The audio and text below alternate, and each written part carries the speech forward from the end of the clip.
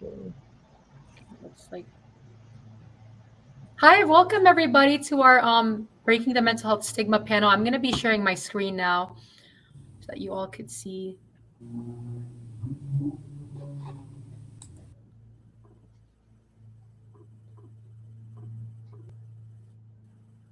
Can everyone see the welcome everyone slide so far? Yes. Yes. Perfect. All right, welcome everybody to our panel. Magandang gabi or magandang umaga, wherever you are, whether you're in the States or in the Philippines. I'm Francis Mayher, and I'm on the PhilProCon event committee.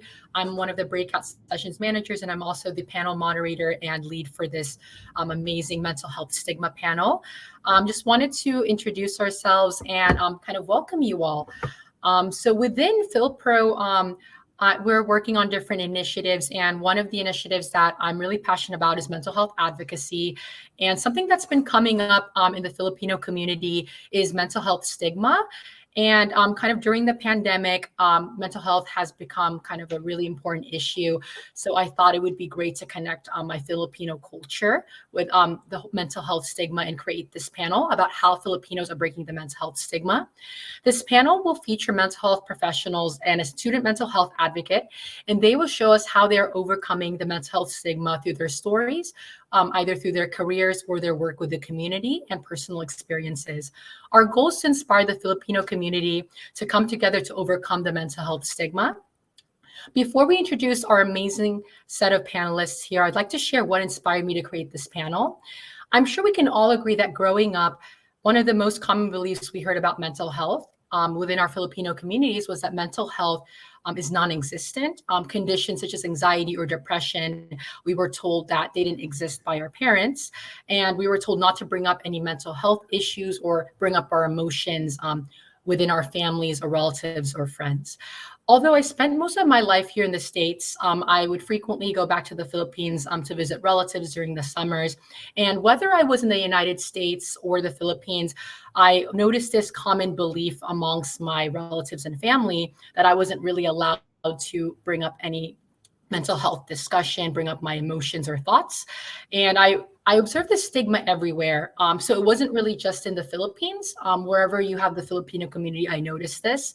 And it really didn't come to light until I was in college when I realized, after I went to college, and there weren't many Filipinos where I went to school. I went to school in Massachusetts. In the particular school I was at, there wasn't a big Filipino community. So that's when I started to think about my mental health a little bit more, and how I really closed myself off from opening up about honest mental health discussions and mental health concerns. And I wondered, how come in the Filipino community, how come we don't feel comfortable opening up about this? And there's really mental health stigma present kind of everywhere. So that's why I brought these amazing people together: Michelle Lopez Clark, Miranda Samuels, Angeli Macaranas, Andrea Cabrera Jacux, and myself. And we're going to be discussing how we're breaking the mental health stigma. And I think not only are we breaking the mental health stigma, but I'd like to change the definition of mental health in the Filipino community. I think that's another goal of ours. And with that, I'd like to introduce our amazing panelists. So our first panelist is Michelle Lopez Clark. She is a psychotherapist and a children's book author based out of California. Our next panelist will be Rowan de Samuels, a marriage and family therapist and founder of Calamansi Juice. And Angeli Macaranas is a Harvard undergraduate and education director for the Harvard Philippine Forum, and she's a very strong mental health advocate. And our next speaker would then be Andrea Cabrera Jacux, a psychotherapist and speaker at Wellness with Andrea Jacux and Associates. We will first be hearing from Michelle Lopez Clark, and I'll be playing her video. Hi, everyone. My name is Michelle Lopez Clark. I'm a psychotherapist and children's book author based in Southern California, and I am honored to be here with you today to talk about one of my passions, which is mental health, and to share with you how I help Filipinos in therapy and how we can help break the stigma of mental health. A little bit about myself. I was born in the Philippines and lived there up until I moved and migrated to the US. And so on a personal level, I know what mental health stigma looks like in the motherland apart from how the stigma looks like here.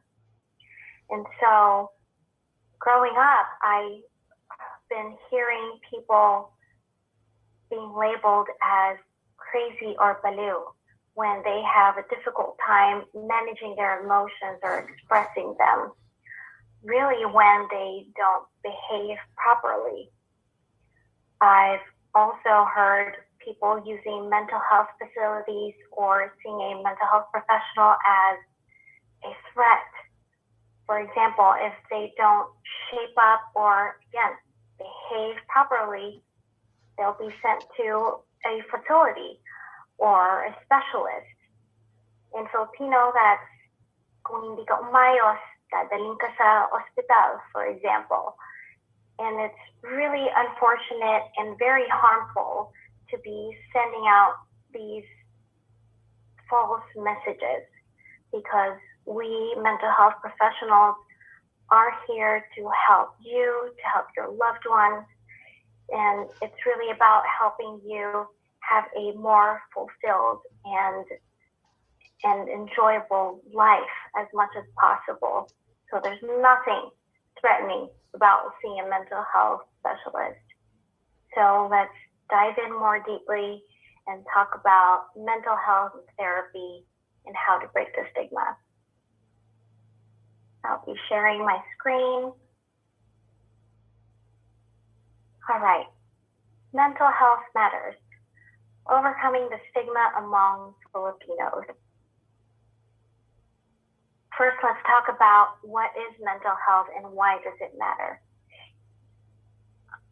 A lot of people may know a little bit about this, but also may not know, right? So I think it's important to start with the basics. And so what is mental health? Really, it's made up of cognitive, emotional, and behavioral well-being. Cognitive is about how we think. Emotional, how we feel. Behavioral is how we behave. Or for example, how we show or express emotions. Mental health is part of everyday life, and it affects decision-making, how we respond to stressors, and how we relate to people. Mental health problems are caused by a myriad of factors, and one of them is biological. What biological means is the brain chemistry, and family history or genetics. There's also life experiences. They definitely play a part. And nutrition. What we eat and drink either supports our mental health or causes problems. So these are reasons really why we need to take care of our mental health. Now, how do we overcome the stigma in Filipino culture and society? These are recommendations, and really, I first recommend that we need to recognize that we are human. Now, what does being human mean? It means we will go through life stressors and be affected, and we each respond to stressors differently. So really, everyone has mental health, and each of us is susceptible to mental health issues, no matter the background of the person, ethnicity, or socioeconomic status.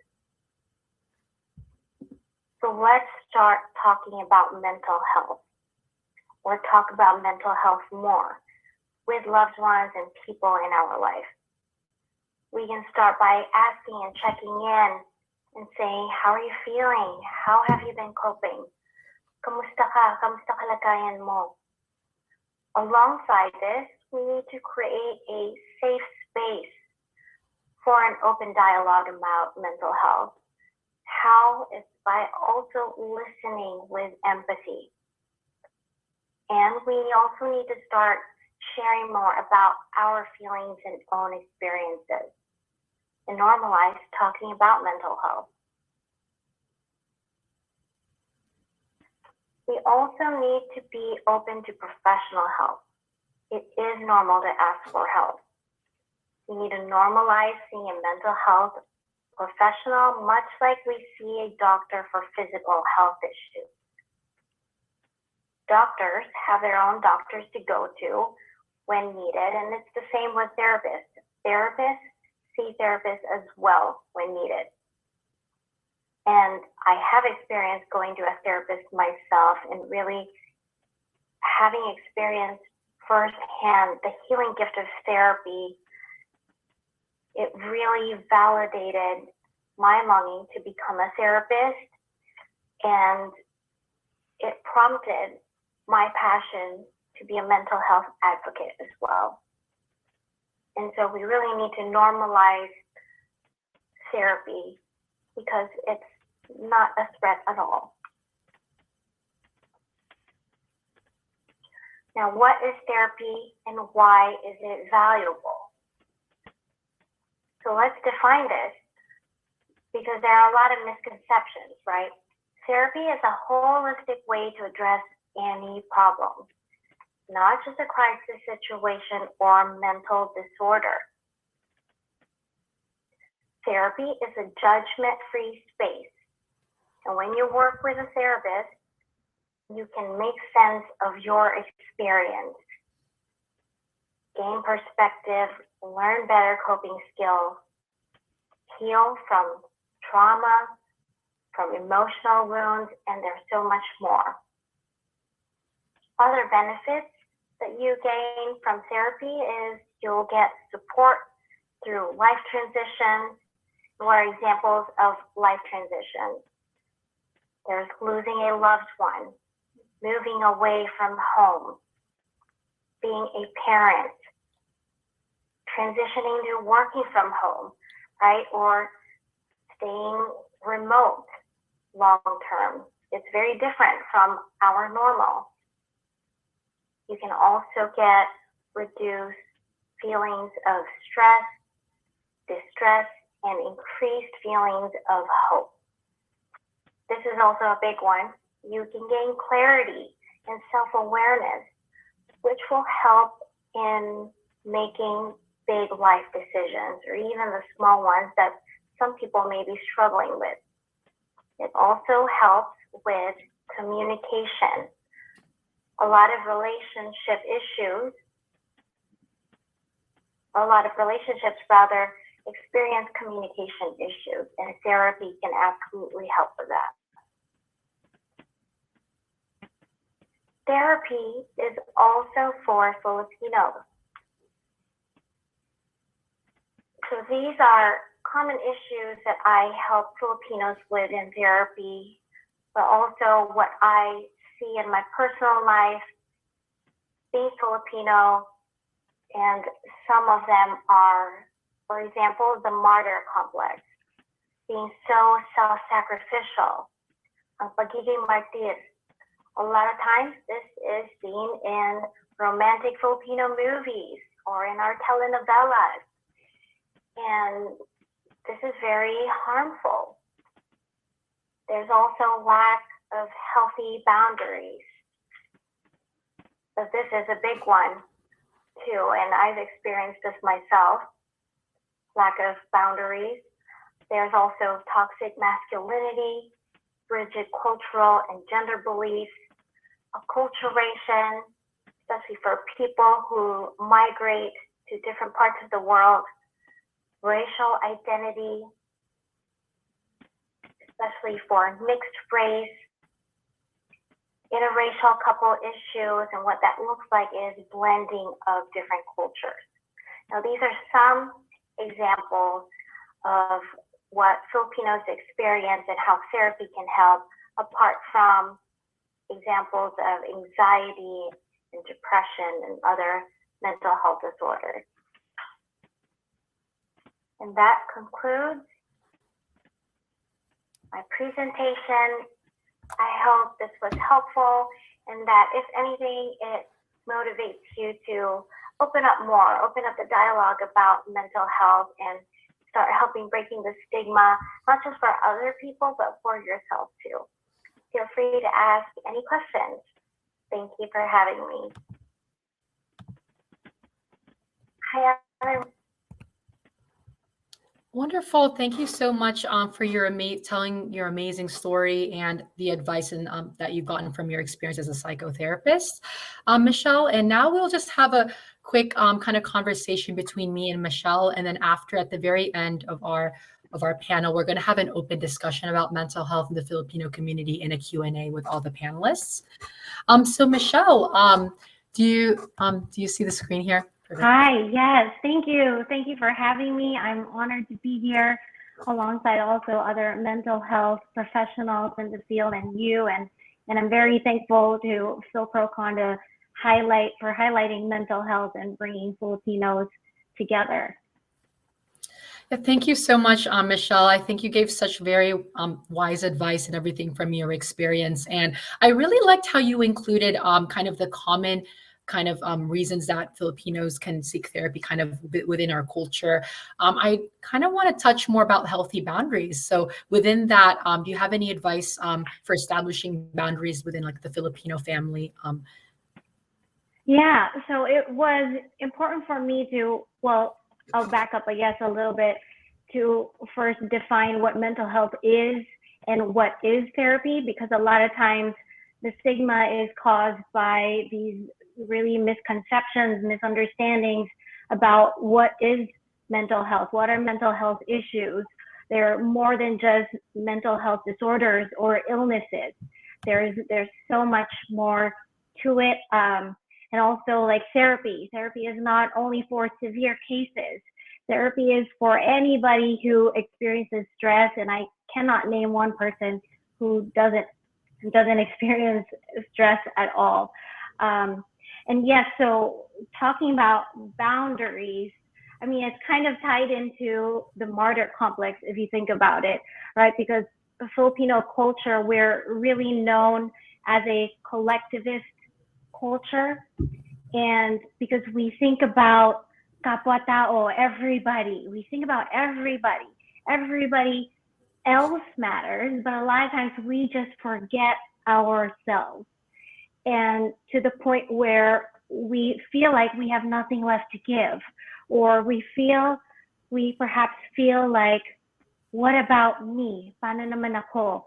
Right? Ubus na ako. I'm already done. I have nothing else to give. And so lack of boundaries, I'd say, is very common. I've experienced it myself because I care so much, right? For example, but also it's innate, I'd say, in our Filipino culture, because again, we're taught to think about others, and being selfless is rewarded, right? That when we think about ourselves, even just a little bit, it can seem selfish.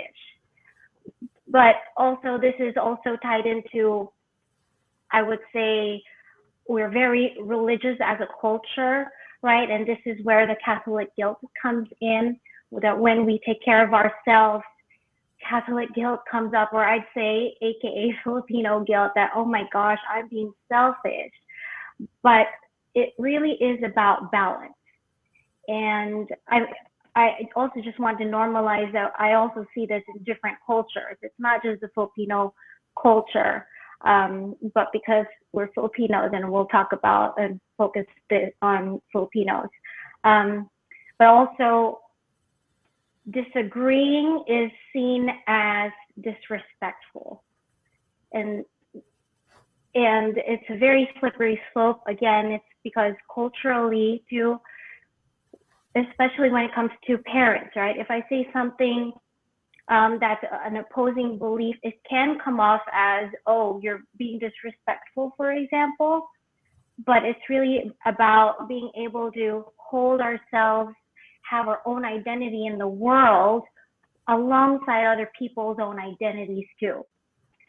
How to have boundaries this is tough, because again, I mean, culturally, it's probably a little bit more easier, I don't know, here, because in America, I'd say, being in both cultures myself, submerged in both cultures, I would say the American culture is more individualistic, right? And so sometimes people who migrate to the US, for example, from the Philippines are said, oh, you're too American now. And you're too American now. But it's really not about labeling.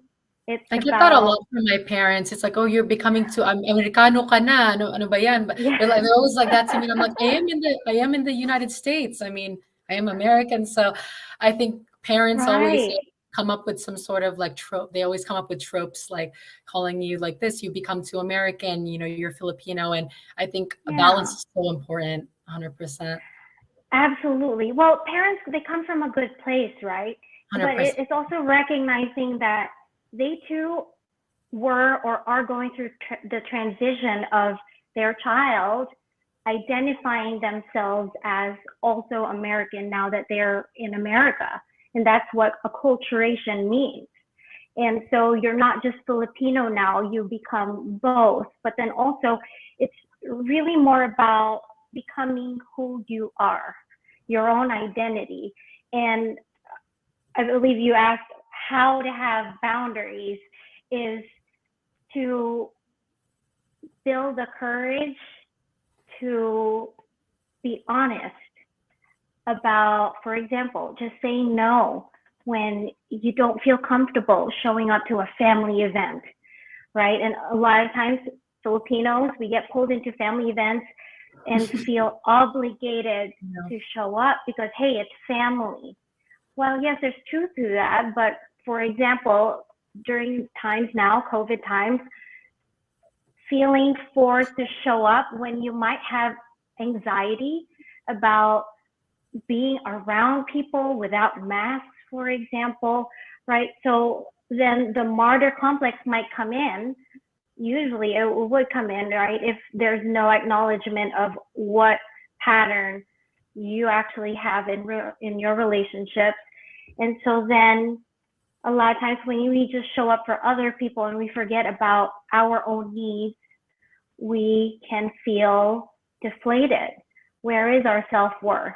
Where's our self-esteem, right? And so we need to be able to tolerate disappointing people, basically, because It's we like it's can't okay please to everybody. disappoint. You can't please everyone. I think that's something we need to hear more in the Filipino community. You can't please everyone. I think you have to take care of yourself first. Make sure you're able to support other people. Like support yourself first before you support other people. I think that's like really the goal. Right. Well, and this is tied into people pleasing tendencies, Yeah. right? And again, it comes from a really good place. But when we focus on that, we lose ourselves. That's why I look at all our Filipino dramas. The women suffer so much emotional suffering there.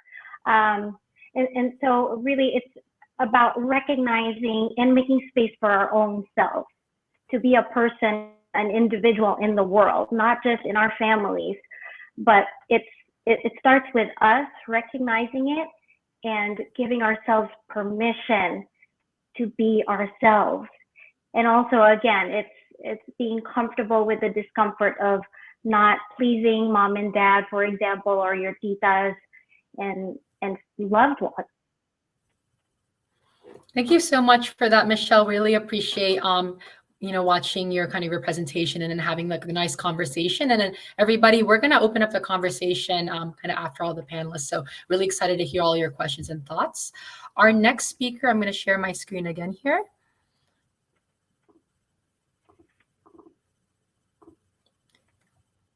We will be hearing from Miss Miranda Samuels now.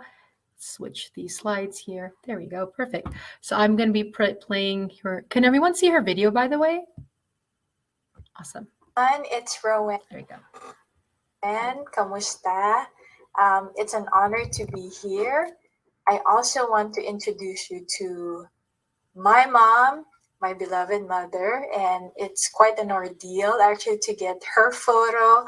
She's pretty camera shy, and she's the designated photographer in our family. So you know how that goes. But if there are two adjectives I would use to describe my mom, it would be these two words: beautiful and strong. You see, my mom became a single mom when my youngest sister shortly was born. And I remember her doing her business shenanigans, waking up early in the morning so she could get to the palenque, the wet market, and then coming home close to midnight because she has so many, businesses, just to feed us 5 kids. And she was hardworking, persistent, beautiful, strong, and she just kept going. And in many ways, I wanted to be just like her. When I was 5, quick story, while I was waiting to be taken to school, kindergarten, I was hit by a car from our garage, rolling out of the garage, thank goodness, slowly. And I remember pivoting my head so that the tires would not go through my face. And I was hurt, and I remember having a hard time pivoting my hands so that I'm not able to open doorknobs. But the story goes, according to my mom, is that I was up and running the next day.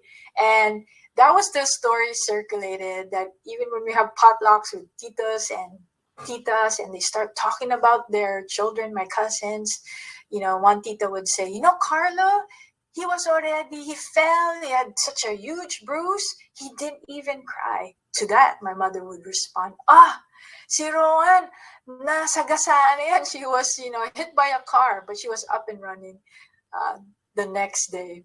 So I was a tough kid. And I rarely cried, even when moments I feel like I wanted to cry. But because I was a kid, I did on some occasions. And often when the crying is too long and too uncomfortable for the adults around me, they'll ask with a curved eyebrow, "Bakit ka umiyak? Why are you crying?"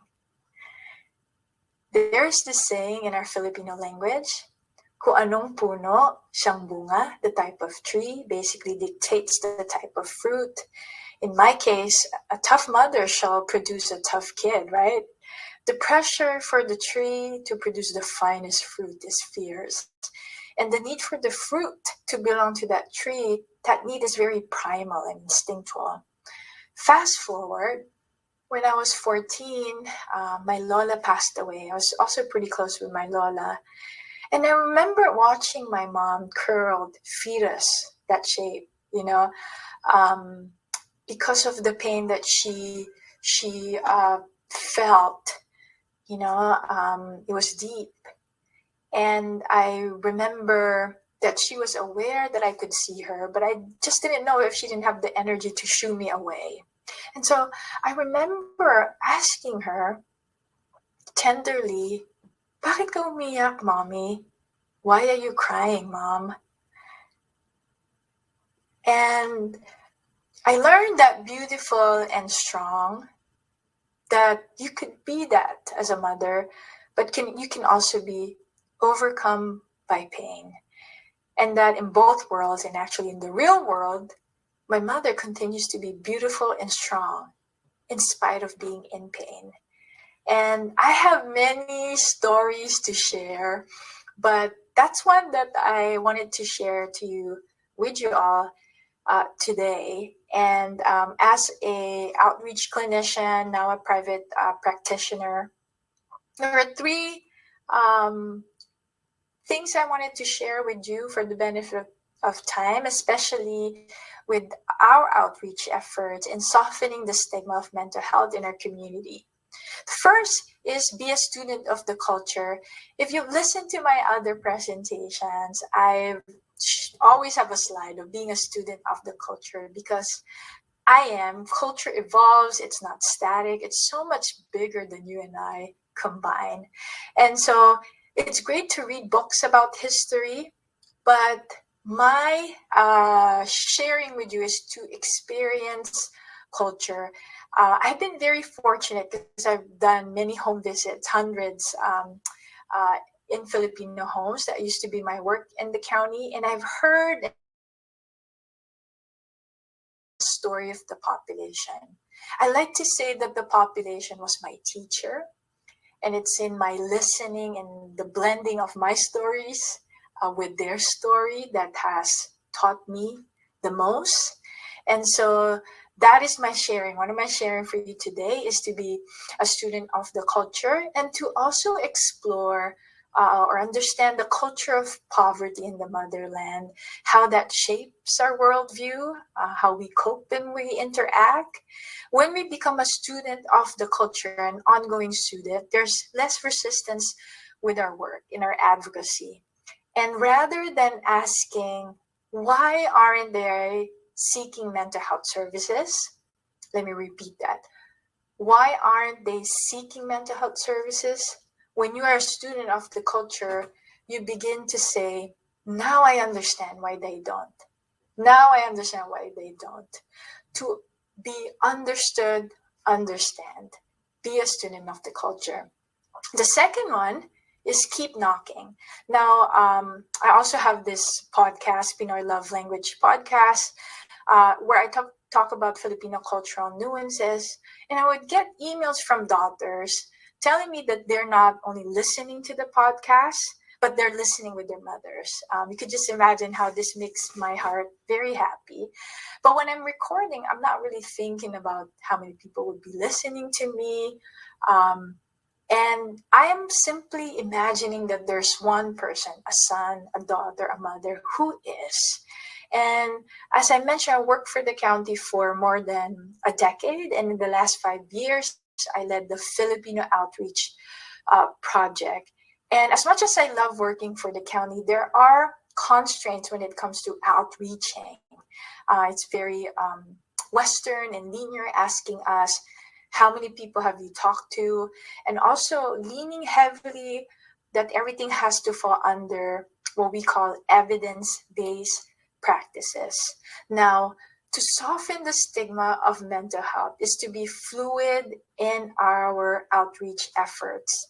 It's not how many doors we get to knock on, but on how many times we get to knock on the same doors. So keep knocking. Third, treat resistance as an invitation. When we understand our collective nature, whether you agree with it or not, that ang puno, kung anong puno siyang bunga, I forgot the mantra, is a strong belief. You understand that when there is a diagnosis, a mental health diagnosis, that can be perceived as a diagnosis of the entire family. And you could just imagine perhaps the shame and the pain that comes with that. People resist what is painful and what is unfamiliar. When you walk way too fast to the people that you propose to serve and hoping that they see what you see, we don't completely see them. Rather, we see our goals in them. So slow down and treat resistance as an invitation. If someone tells you that your route going home is not the best route, you will resist. And that's okay.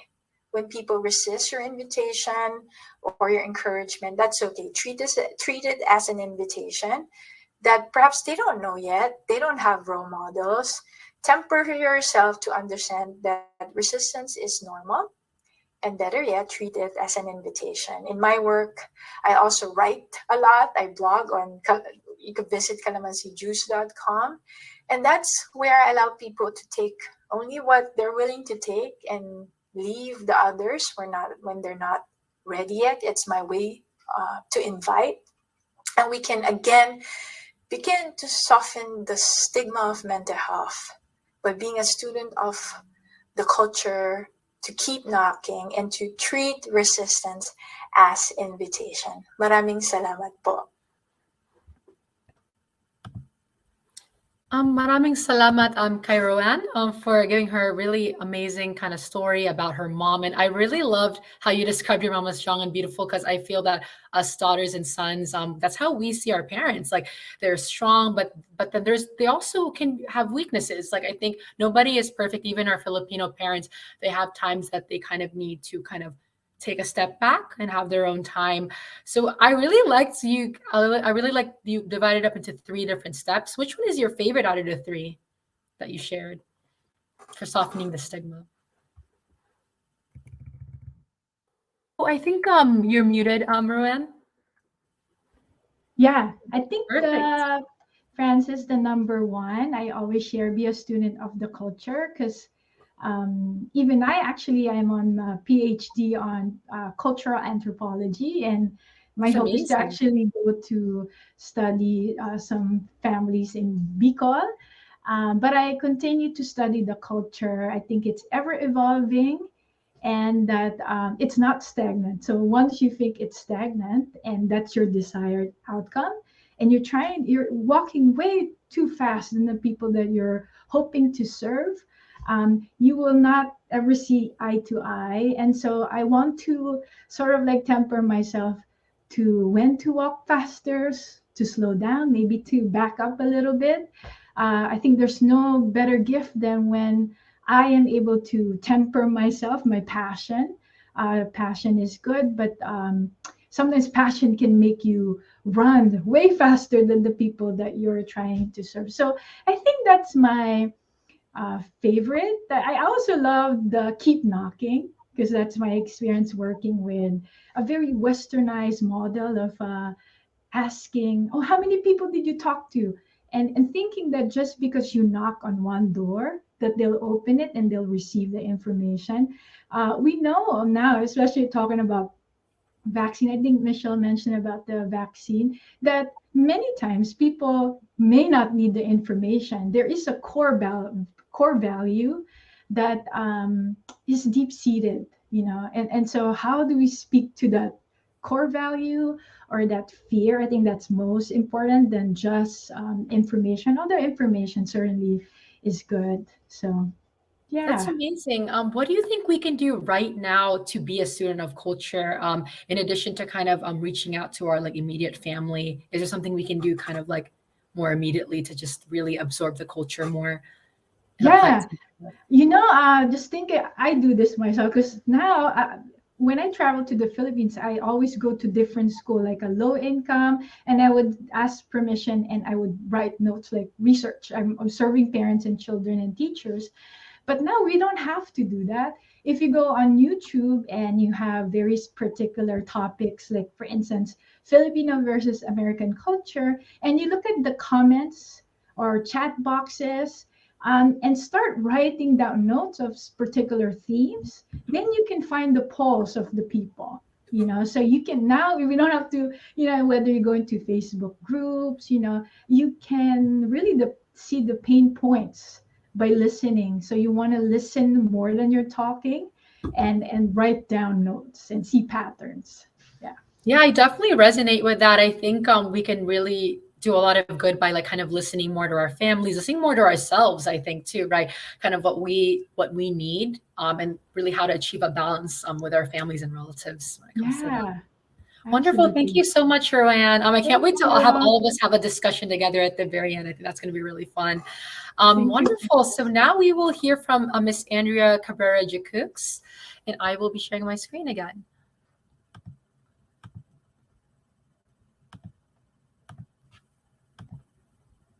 Wonderful.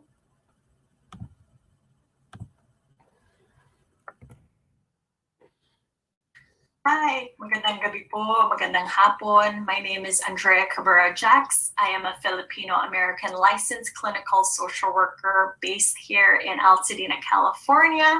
I'm also the owner of Wellness with Andrea Jax and Associates. And today I'm going to talk about overcoming the mental health stigma in our community. So how do I do it? So I do this first by providing wellness workshops and speaking engagements. So what do? So really, I provide psychoeducation.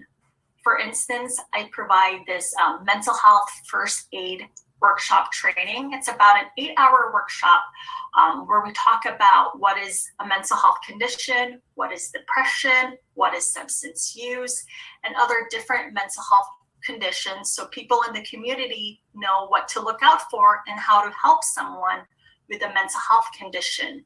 They become a certified mental health first aider, okay? And then I also provide different speaking engagements engagements and workshops with different organizations in the community, like this one with entrepreneurship last August.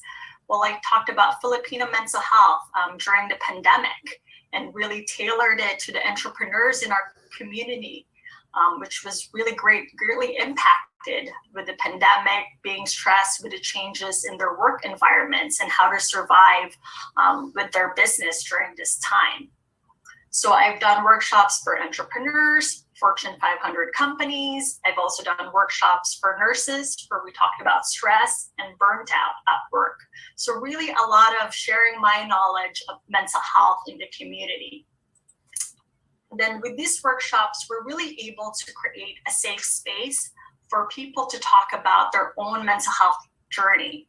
So for instance, I have this monthly series called Mag-Usap Monday with a Filipino organization called SIPA, Search to Involve Filipino Americans, and also a special service for Group Silver.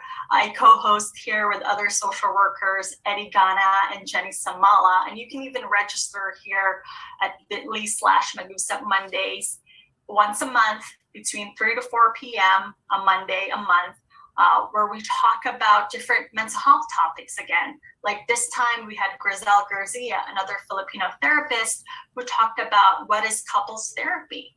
And we also have different hosts coming in, like people talking about their own mental health journey. So it's really a great way for community to talk about their own mental health journey. And I think what's beautiful with this platform now too is we have people from the Philippines, from Maryland, from LA, really all over the world sharing their experiences. So I really encourage you guys to join. And then I'm also at Clubhouse, if you guys are aware. So I sometimes come in with the SoCal Filipinos Clubhouse group. This is hosted by Filipino X and Wellness by Cheryl and Rianne. And again, with different therapists in our community too. This time we talked about intergenerational trauma in our community and what that looks like. So we share our expertise, our knowledge, what does intergenerational trauma looks like in our community. And people also get to share their own experiences and really ask us questions during this time. Another way for me that I overcome mental health stigma is really normalizing that Filipinos do go through therapy. I've been really fortunate enough in my practice that I do see a lot of Filipinos. I especially like seeing a Tagalog speaking father, which is very rare to see, like men in therapy. I really enjoy seeing that. Also a Filipino mother, especially during this time, during the pandemic, working and taking care of her kids created a lot of stress.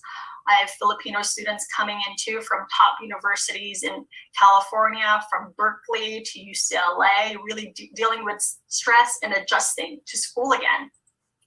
And also successful Filipino Americans. I see Filipino Americans in Google, in Facebook.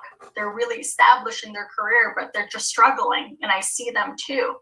And I really want to highlight to the Philippine X, like the fluidity in our gender, because I do see the members of the LGBTQIA in our community as well. So they do go through therapy.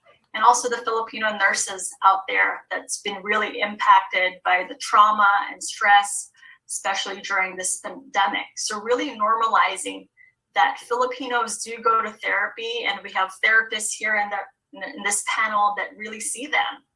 And also highlighting to people what are reasons that you can go to therapy versus stress. If you have family stress, work stress, you can definitely go. If you're feeling anxious, maybe you're feeling anxious about flying right now during the pandemic. If you're really feeling down right now, especially with the mood, the seasons are changing here in California. So sometimes the people's energy or the mood goes down. So you can come in therapy with that too. And if you have a lot of different relationship issues, like you and your wife are not communicating well right now, or even a breakup. I've seen a lot of people come into therapy too after a relationship breakup, because it's really struggle sometimes for people to move on after a breakup. If you have work difficulties, some people have toxic work environment too, and therapy can really help you cope during that time and maybe look at other avenues for you. And also if you experience trauma, it might be as big as child abuse, or it might be little as maybe getting a spider bite for some people. What you consider is traumatic for you, that is trauma, and you can go to therapy for that as well. And also highlighting that life transition, such as being a new mom, that's really difficult coming into that role, especially during this time. Suddenly caring for your parent, planning a wedding can really be stressful for people. And really how to live your life during this pandemic can be other reasons too why you can go to therapy. And then how else do I overcome the mental health stigma? I also want to talk about my own mental health journey. You know, I had my first psychotherapy appointment after my dad died when I was in college. Usually with grief, you start feeling weird when it's like a death anniversary, or it's a birthday, or sometimes the holidays. That's when kind of grief kind of kicks in. And just a little background, my dad died from a heart attack, so it was very traumatic for me. And again, trauma is whatever you think is traumatic for you, and at that point it was for me. And so I saw a mental health professional through grief, and she really helped me during that time. I was able to cry in session, talk about my memories with my dad, and being able to resolve that really helped me move on. And also, I just want to highlight too that I still see a mental health professional once a month for my own mental health maintenance and wellness. It's just part of my practice. People see their primary care doctor once a year. I see my mental health professional once a month to maintain my business, to maintain my wellness, because I have stuff going outside of work too. It's just a way for me to keep in that top shape, okay? And I really just want to encourage people to start talking about your mental health journey, because really breaking the stigma about mental health treatment, especially in our community, starts with you.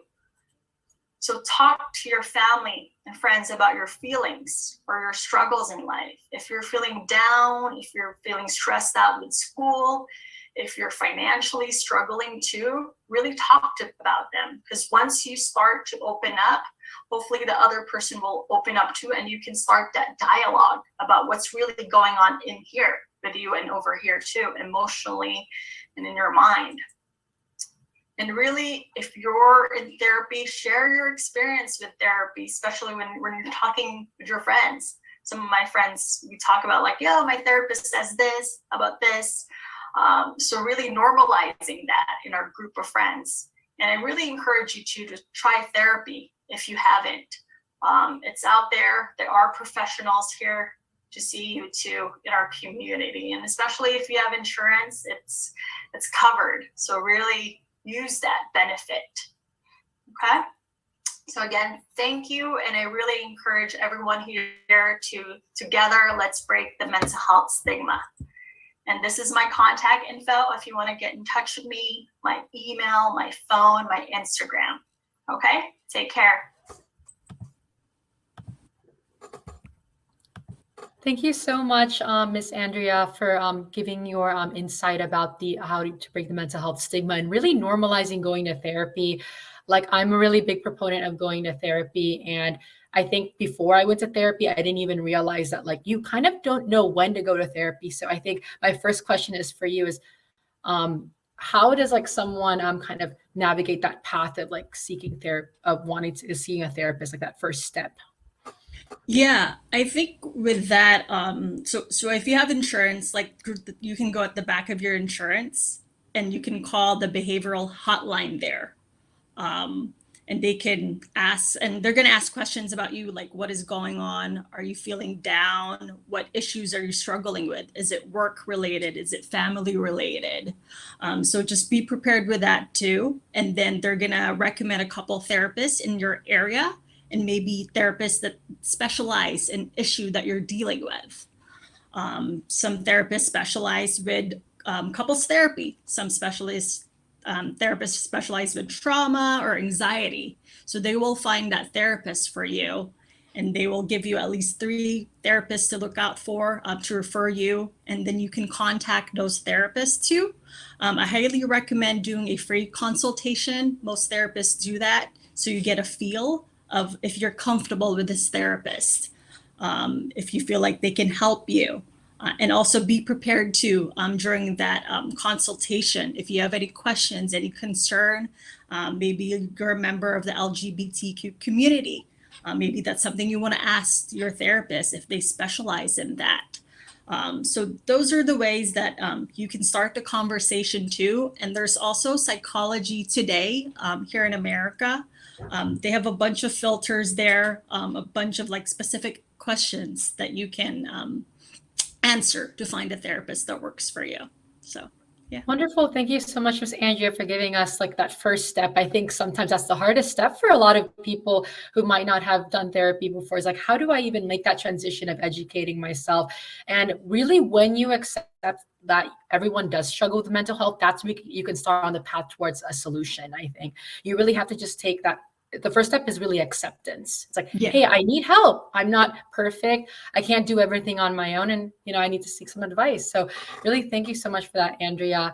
And I think another great question that came up during your presentation was, what led you on the path towards your current career? Yeah, so what led to this is actually my family. My grandma started a boarding care residential facility for adults with a mental health condition. And so working in that, I was managing it. The clients would often come up to me and talk about their mental health problems. And so I just really found myself listening to them and just providing support.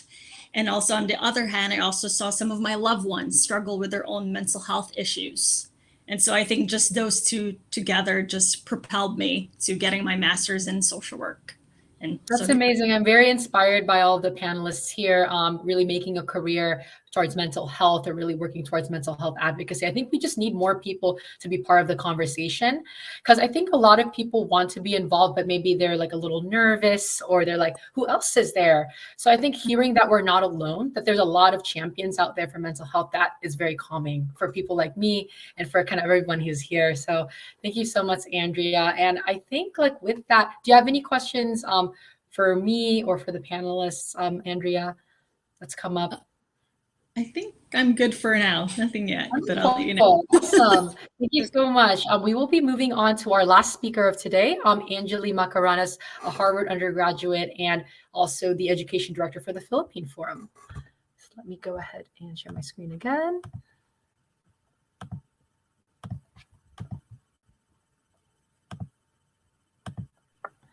So with Andrea, with Angeli, she'll be giving us a live presentation. So I will turn it over to her now. Sounds great. Thank you so much. I will share my screen. May you can you pin Angeli as the perfect? Thank you so much. Hello everyone. It's so nice to be here and so nice to see you all. I just wanted to start out by saying I'm so incredibly honored to have been invited to speak at this panel. Just hearing everyone's amazing stories, these amazing Filipino women, working in the mental health field has been incredibly inspiring for me. And yeah, I just wanted to say that and introduce myself. My name is Angeli. I'm a current sophomore at Harvard University, studying neuroscience and global health.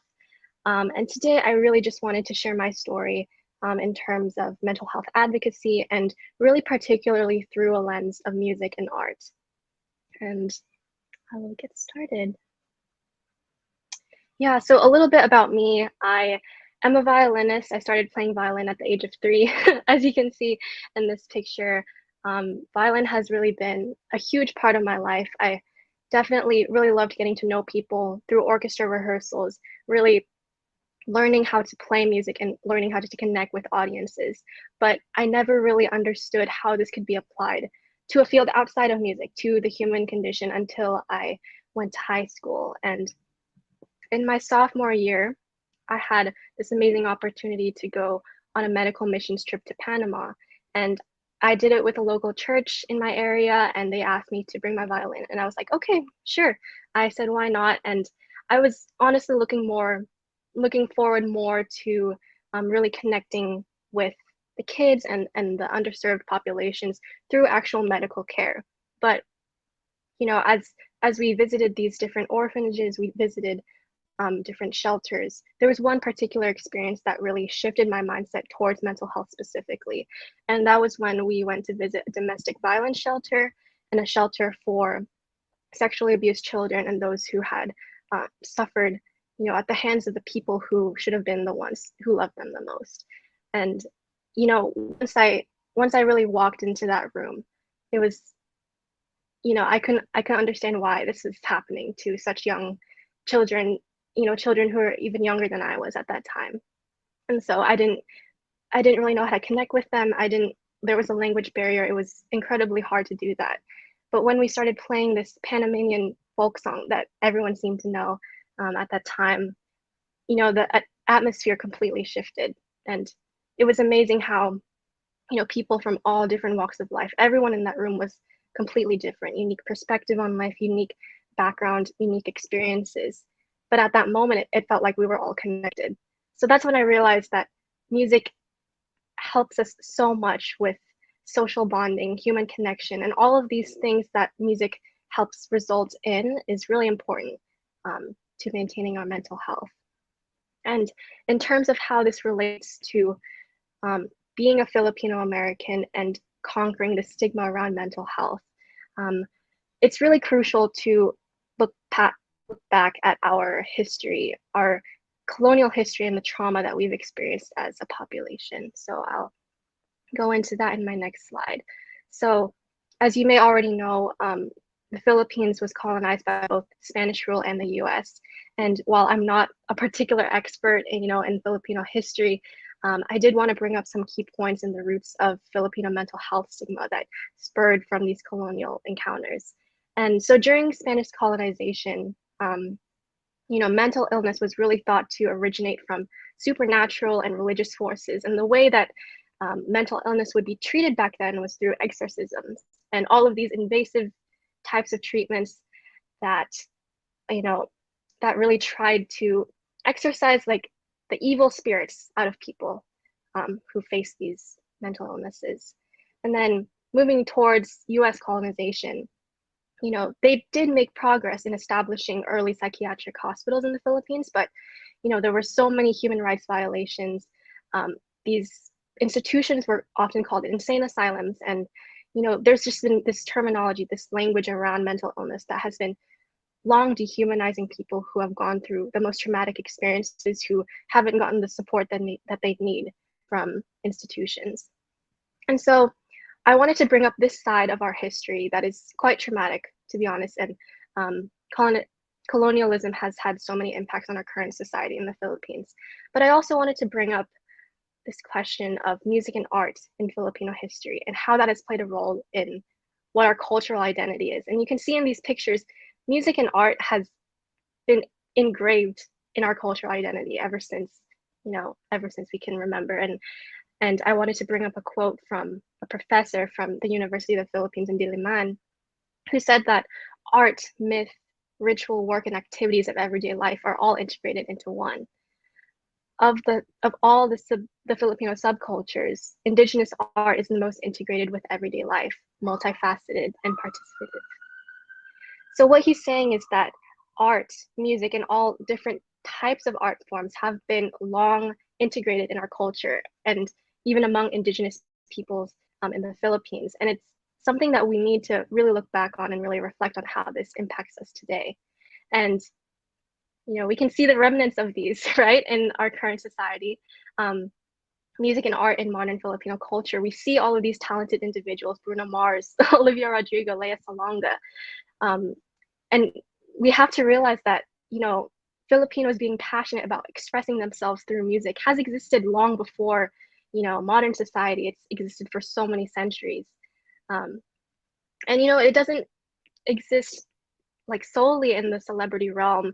It's a part of our family culture.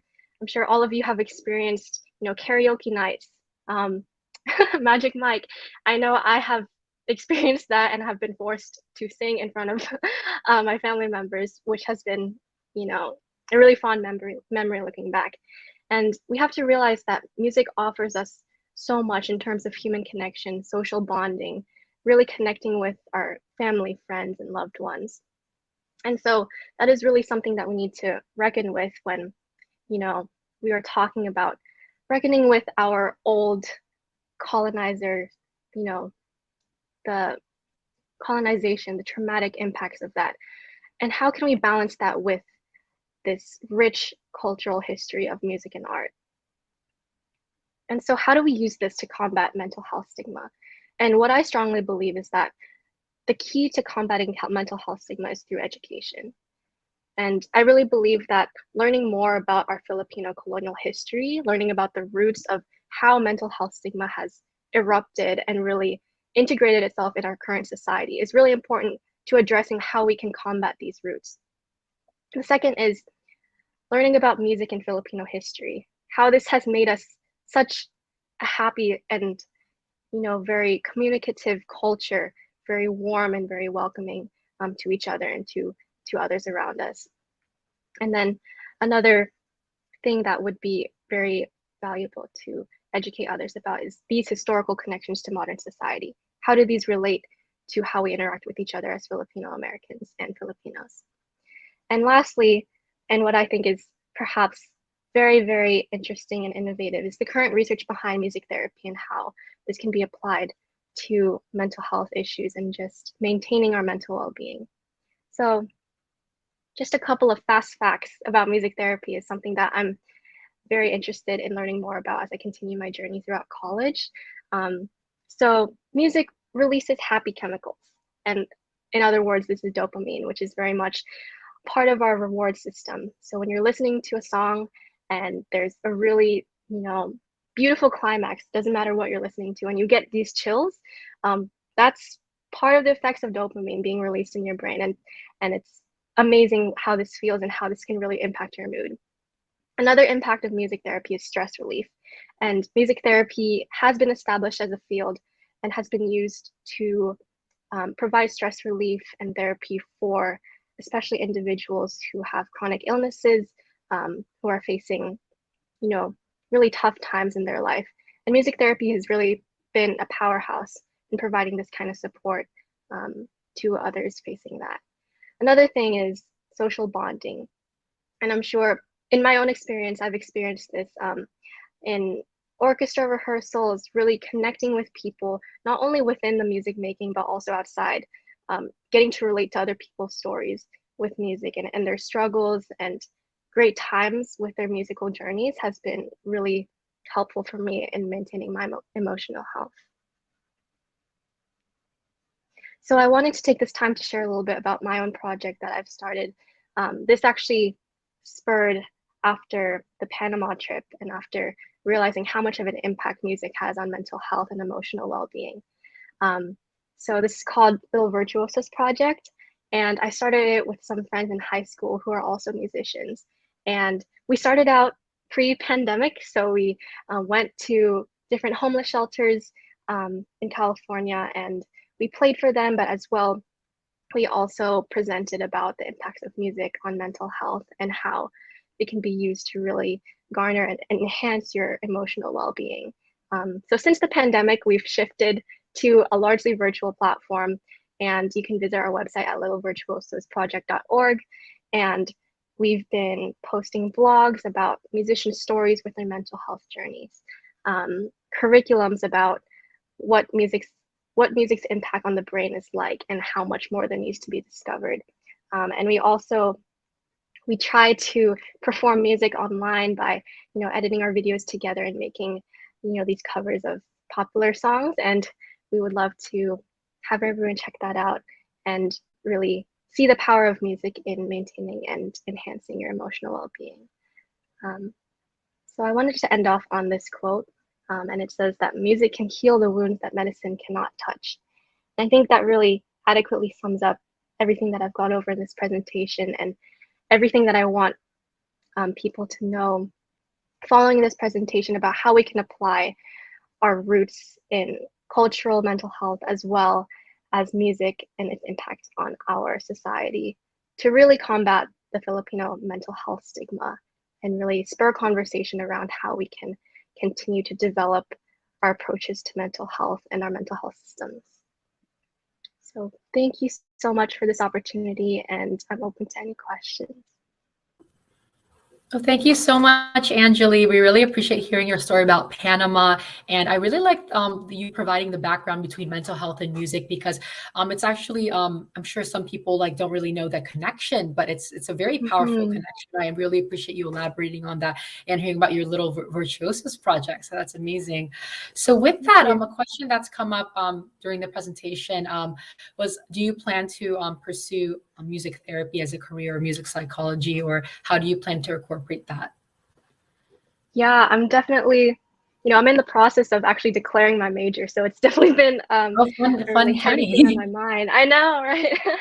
Yeah, so I've been heavily considering a minor in music because I really do want to integrate neuroscience and music as well, and getting to conduct research in that sort of field I feel like is such an amazing opportunity to be able to do. I feel like, especially, I'm very privileged to be in an institution that really values like interdisciplinary work and, integrating the humanities and the sciences. So definitely want to take advantage of that opportunity, and also looking to see if there's any other fields that I would be interested in. That sounds great. We really wish you much luck, and you really have a lot of success right now. So I think we're excited to hear about more updates from you. Wonderful. Okay, so now that we've had our last speaker, I think we'd like to open it up to the audience. If you have a question, feel free to type it up in the conversation box here. Yes, we are all beautiful and strong, 100%. I'm looking at all the chat boxes here. Wonderful. Does anyone have any questions for us here? Let's see here. Sorry, I was kicked off. I'm not sure why that happened. Well, I'm sorry to hear that. Yeah, I noticed I noticed you were kicked off earlier too, and we're really sorry about that, but I'm glad you're back on. Okay, wonderful. Maybe we can ask a question to the audience. Maybe they can each here. Yeah, thank you so much for being here, everybody. Wonderful. Does anyone have any questions for each other? Maybe we can start off with that. That way the audience can funnel in with questions.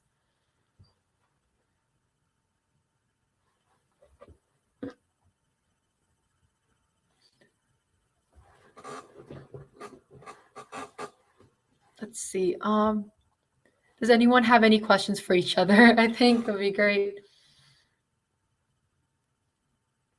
Let's see a question here.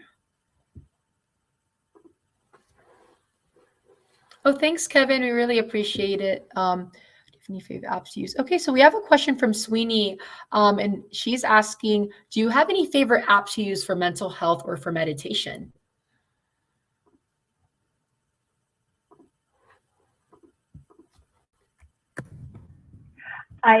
There's Calm, which is I'd say a pretty popular app that is free. There's also a book on Calm that can facilitate the app, I believe. But also, if you go on Spotify and just type on their meditation, and you can even be specific for anxiety, or like before going to sleep and whatnot. There's so much resources out there, really, that's available and free to be explored, even on YouTube. Wonderful. Thank you for your insight there, Michelle. Does anyone have other favorite apps that they like to use to kind of relax and unwind at the end of the day? Yeah, I want to jump in. There's this app called Stoic, STOIC. Again, it's STOIC. I use this app. It's kind of like cognitive behavioral therapy, which is basically challenging your negative thoughts. So whenever you're feeling down, you can just type in your mood there, how you're feeling. You'll pick like a smiley face or just a blank face, and then they'll ask you questions about what's going on, and they'll just try and challenge your thoughts, and at the end of it, you'll feel slightly a little bit better. So that's what I use every now and then when I'm feeling down. So I recommend it. Wonderful Stoic. It's something I haven't heard of yet. So that's awesome. I'm going to add that to my list of apps. Thank you so much, Andrea. And I think we have another question from Kevin. Do you think that the aversion to discussing mental health is generational? If so, do you think the newer generations in the Philippines are more open to it? That's a great question, Kevin. So let's see, Anjali, what do you think about that question? Yeah, I definitely think that the conversation around mental health is definitely generational. And I guess I can speak to more of the Filipino American community.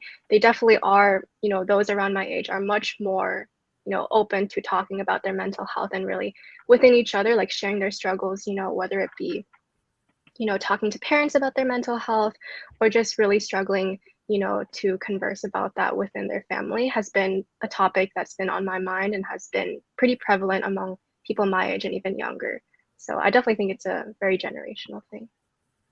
Yeah, I agree with you. I find that I'm kind of like at that stage where like I'm trying to encourage my parents to open up because I guess maybe with my parents' generation, they were told to be kind of more closed off. And I'm glad that like I have this opportunity to be like, hey, like talk about it with me. Like I'm here to listen to you. So I think it's just like really extending out a hand to like other generations and other, people of different backgrounds. It'll encourage the whole community to open up more. Yeah, I'm sorry. Go ahead. Wants to go first? I'm fine with anyone. I was just gonna say I really like with Andrea's presentation, like to break the stigma, is to also share really that Filipinos do go through therapy. I really appreciate that. I actually have a practice where I only see Filipinos in my practice. And they do go to therapy, and there's really, I feel, an increase of people, at least in my space, and I'm sure my co-clinicians can attest to that, in their practice, that they are reaching out more. Of course, there's so much more to do, but I really like that, to say that, yes, Filipinos do go to therapy. Thank you, yeah, for saying that.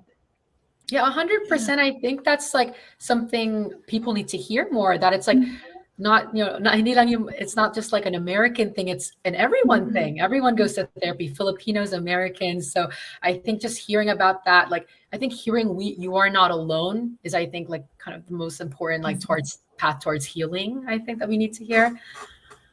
I'd like to also add that I practice here in the U.S. in California, and I also work with Filipinos, but it really, I've seen people in my life in the Philippines, in my personal life, starting therapy. And it's been it warms my heart because, of course, I'm passionate about this and I'm an advocate, but also to see them relieved, right? To some degree, because they are getting the help that they need. A lot of the stigma too is sometimes people would say, oh, you can talk to me anyway, or you can talk to a friend or your parents. But therapists are trained to hold space for anything that you bring to session. And in therapy, you learn interpersonal skills that more often than not, we don't learn outside of therapy, unless perhaps you're a grad student becoming a therapist. But yes, and so really, therapy is also available in the Philippines, and they have telehealth services there too. And so it's not just available here in the U.S. In the Philippines too, it is. So yeah, I just want to make sure that everybody knows that as well. And could I just add, sometimes so I'm a sort of like the therapist for this organization called People, which serves low-income high school students from the Philippines. So we've done like 3 Facebook Lives, and I would speak about mental health when it's very organic and it's in their platform. So talking about the young, they do ask questions, so it has to be, so I just speak Tagalog there.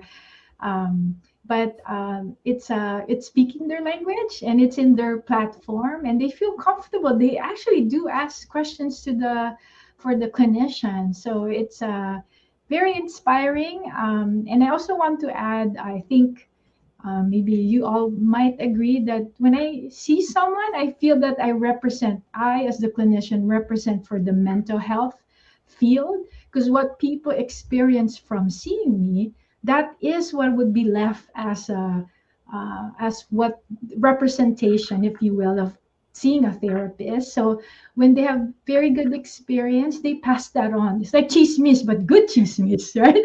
It's positive So chismis, right? yes, yes, Exactly. constructive chismis. So yeah, Yeah, it's you. usually how I get my clients too, just referrals, word of mouth. If people know you're a good therapist, they refer your friends. And Yeah. Because I Yeah. think hearing it from another Filipina friend, like Mm. at a Filipino party or something, it's like, oh, like what are you doing to relax? Pandemic na yun, stress tayo lahat.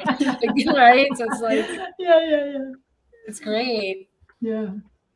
Wonderful. I think we have a lot of great questions here. Thank you so much, guys. This is such great engagement.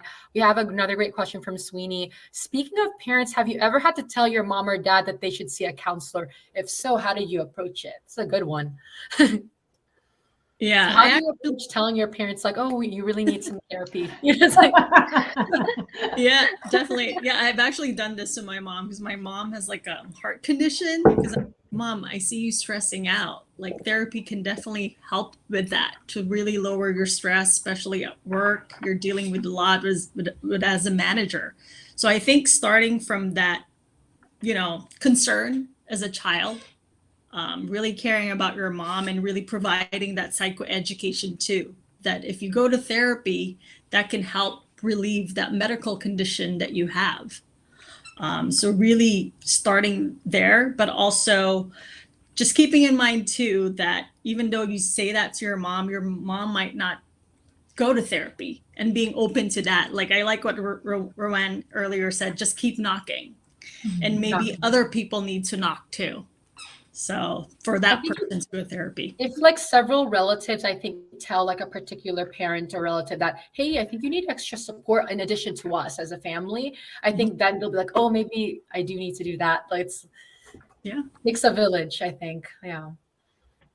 I think also it might be helpful to use a collective language or collective pronoun. So rather than you need to see a therapist, let's take care of this. We'll see, what help you need. Sometimes like going with your parent first. I give this question a lot, as I would think my co-clinicians here. I've even had an experience where I saw the daughter and then I finished seeing the daughter. Now, the daughter wants me to see the mom, but she doesn't want the mom to know that she's going to see a therapist. Can you see the dilemma here? This is a bioethics.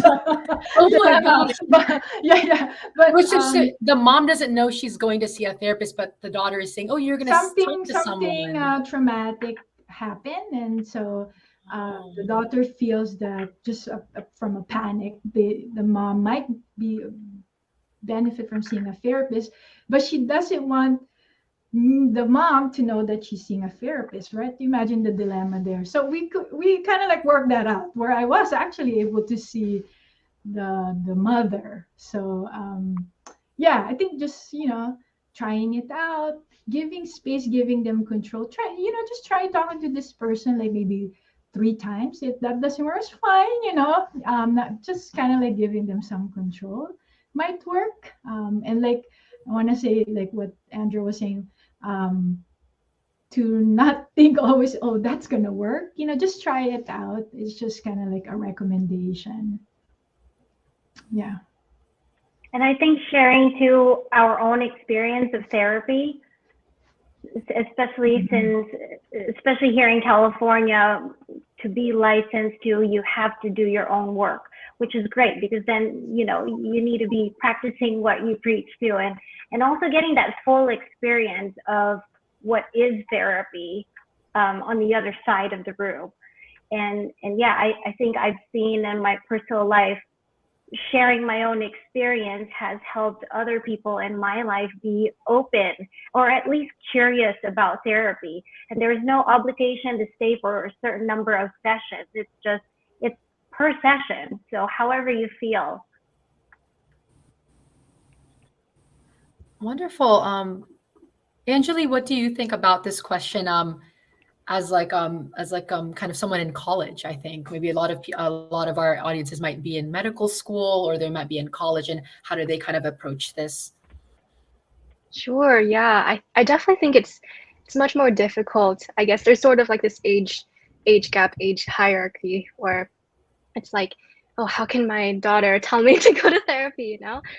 So I think really approaching it with a lens of like empathy, and also what Andrea said about, not really expecting the best outcomes, but just knowing that you made the effort to really try to help your parents. And if it doesn't result in what you want it to result in, then that's totally fine. I would say like keeping a constant check on your parents and really speaking from a tone of empathy and really sharing your own experience with mental health and saying like, oh ma, like this, this is very helpful. Tell her all the information, all the research being done about this. Maybe that will help convince her and also make her feel more safe and welcome. Because I think it's a very difficult thing to overcome, this culture of resiliency that we have in the Philippines. And it's definitely such a, it's an admirable characteristic of our people. But at the same time, it can be really detrimental to, the barriers that we have to set, for ourselves, the healthy boundaries that we need to set in order to maintain our mental health. So I think,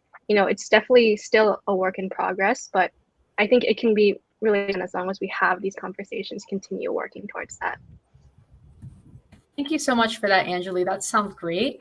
We have more great questions coming up here. So from Kevin, do you think that people in Metro Manila are any more open to therapy than those in the provinces, or is it also strongly based on the fact that some of the poorest Filipinos aren't able to afford professional therapy?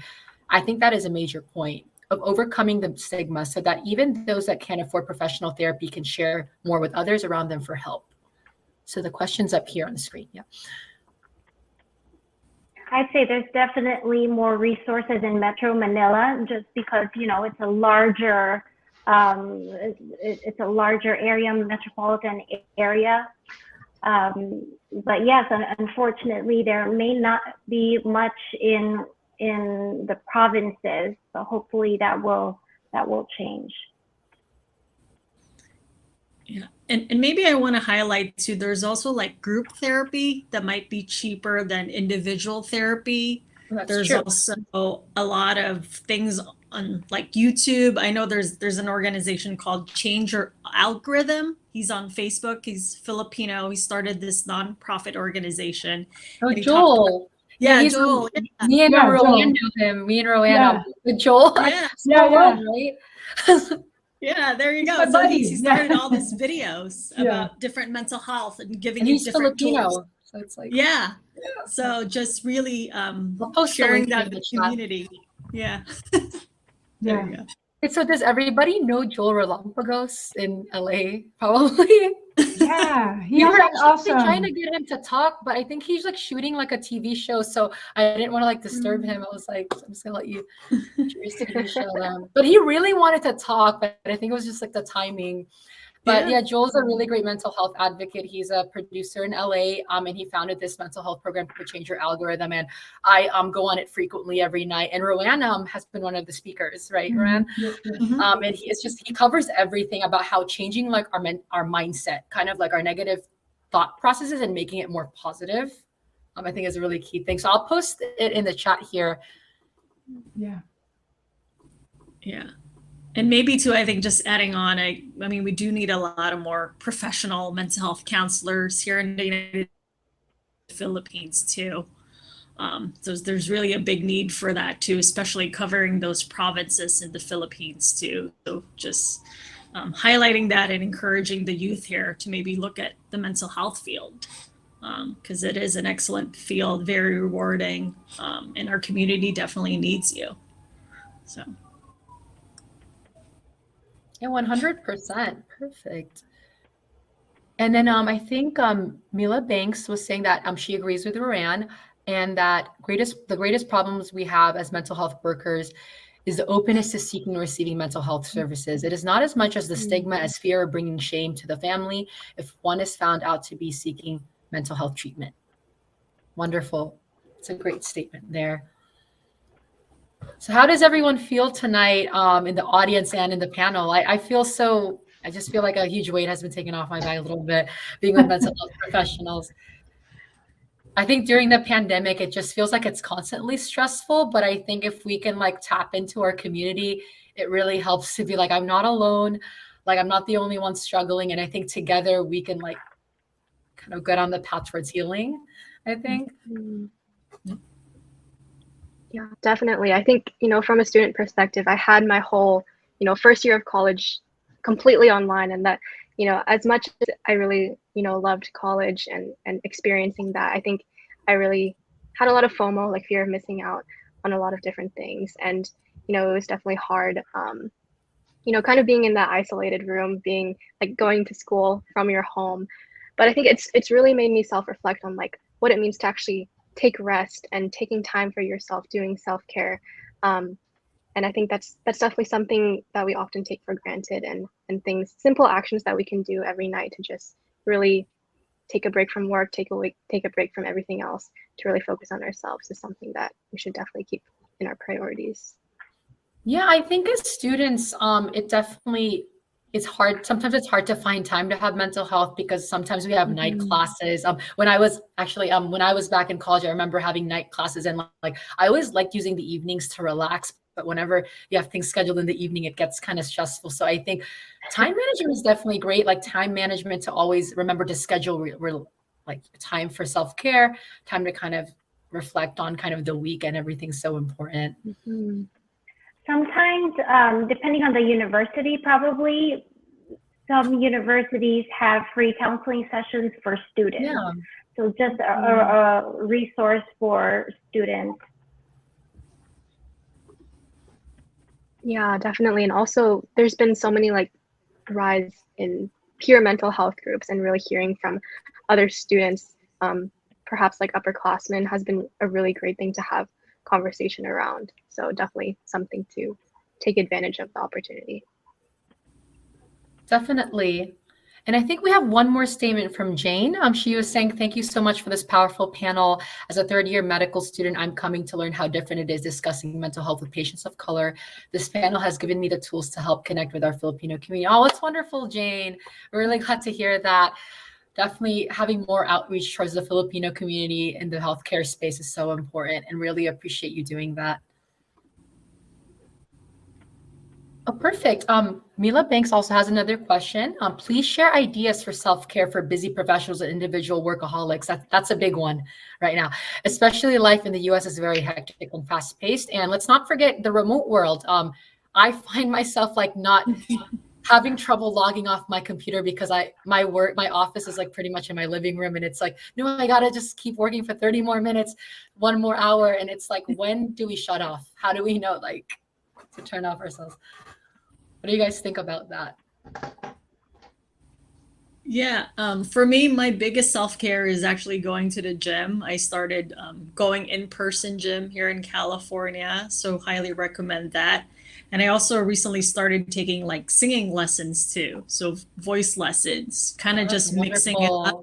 I really encourage that people, yes, you work during the day, but you also need some art, something creative to nurture that other side of you. So think about that. That connects back to Angeli's discussion, right? Yeah, Music and art, right? It's the ultimate self-care, especially for Filipinos, right? So it's really Yeah, great. definitely. Listening to music is my number one. I think I find it hard to really fall asleep if I'm, working. I like to work on my bed sometimes, which is not the best idea, having my laptop and just working on an essay or an assignment or something like that. It really isn't the best thing, because once you put your laptop away, your mind is still working. So, I try to follow my own advice and sometimes fail, but, having some time of quiet, not having any electronics out before you go to bed is really such a healthy habit to continue like progressing and continue working on. Yeah, another thing that I really like to do is just journaling. I love to journal like in the mornings. Once I wake up, I like to just, pour out my thoughts and really see what I'm feeling today. And, it really helps, refresh yourself. And I think writing is therapeutic in and of itself. So, really great. Yeah, I could share mine, and this is just my own. when I'm preparing, because I'm homeschooling my kids and, just trying to balance a lot of things. When I do my checklist, a box, that we like to check off, I add there not just things that supposedly I'm doing for either work, but part of that is like, did I walk? So I could check that off. So it's part of my list. So it's like an appointment. It's as equally important This is as the. important. It's a priority as important Mhm. as work. Really, Yes. Mhm.